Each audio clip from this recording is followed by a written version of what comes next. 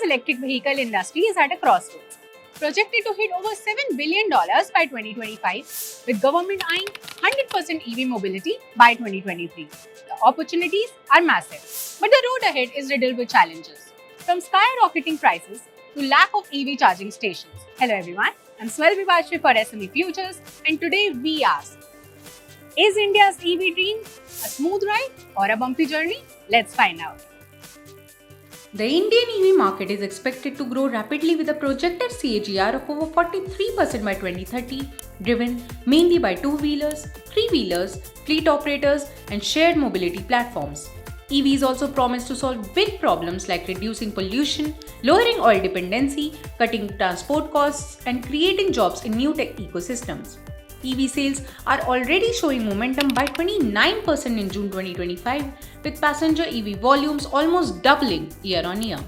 To accelerate this momentum, the government has rolled out PM E-Drive scheme with 2,000 crore rupees earmarked for charging infrastructure.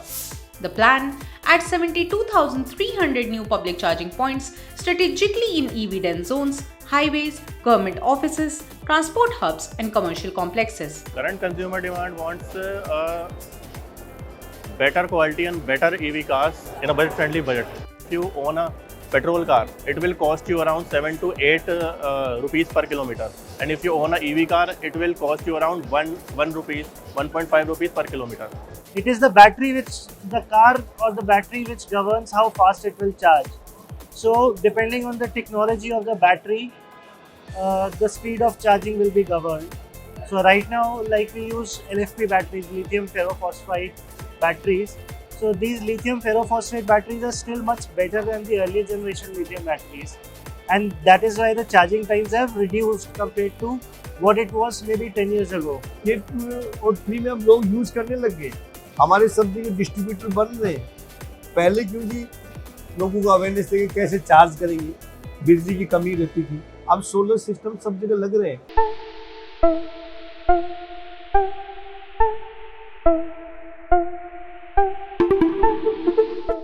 Yet, despite this growth, EVs make up just 3 to 4% of car sales in India, far from the government's ambitious target of 30% penetration in private cars by 2030. Awareness gaps, range anxiety, and high battery costs remain roadblocks.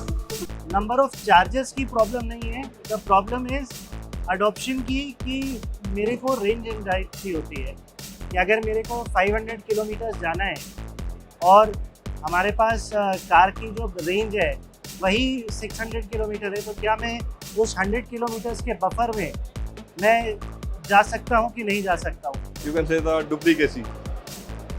That is the major problem. Sometimes it is hard to identify which battery is original and which battery is duplicate. So there is the graphene logo, which is our original recognition.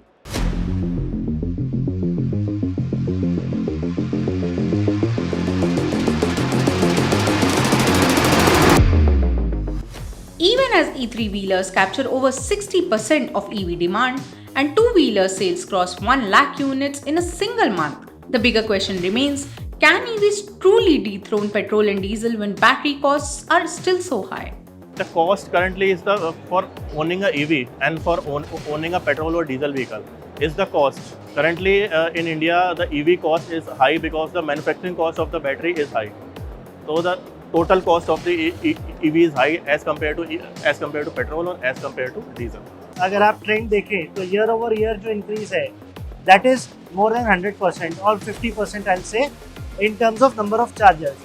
Public chargers of course थोड़ा धीरे grow कर रहे हैं because public charging network में infrastructure बहुत heavy चाहिए, like जो electrical connection है, स्पेस रिक्वायर्ड है, प्रीमियम रियल एस्टेट होता है जो बहुत एक्सपेंसिव आता है. ये जो पेट्रोल डीजल व्हीकल्स मैन्युफैक्चरर थे वो इस इंडस्ट्री को बढ़ने नहीं दे रहे थे.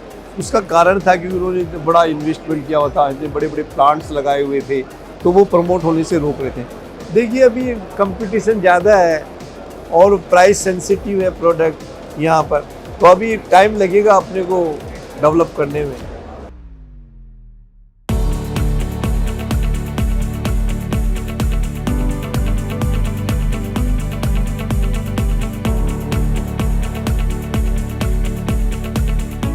The government wants nothing less than a revolution: 40% EV penetration in buses, 70% in commercial fleets, and 80% in two-wheelers.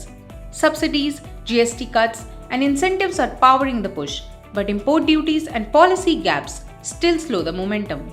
Manufacturing is in India and developed in India, and the lithium-ion batteries is made in India. Then only the cost will come down and it will solve the problem. Rebate देती है government. अभी जो जैसे उन्होंने subsidy किया हुआ है वो यूनिफॉर्म कर, किसी स्टेट्स में कुछ है, किसी स्टेट्स में कुछ है. हालांकि गवर्नमेंट ने अभी जैसे GST 5% पहले से था, लेकिन अभी उसको स्ट्रीमलाइन किया है कि आपको बैटरीज का रिड्यूस किया. पहले बैटरीज में 28% था रेडिशन, उसको 18% लाएँ, और कंबाइंड प्रोडक्ट के लिए 5% लाएँ. तो गवर्नमेंट इसको यदि मोर फाइनेंसिंग स्कीम करे, बैंक अभी फाइनेंस नहीं कर रहे, फाइनेंसिंग स्कीम करें, और जैसे मुद्रा स्कीम चलाया था मुद्रा स्कीम में करें, एम्प्लॉयमेंट अपॉर्चुनिटीज़ के साथ में इसको लिंक अप करें.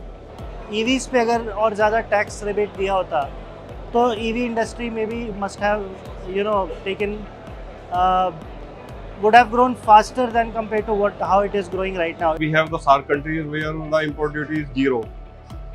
Similar thing, majorly we are importing the batteries from China only, and the import tax is 10%. If company will give the subsidy of this 10%, definitely user will habitual of get habitual of some lower amount in case of their financials.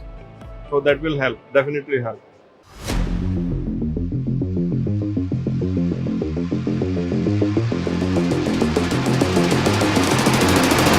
So while India's EV industry promises $1 billion future, the journey is far from straightforward.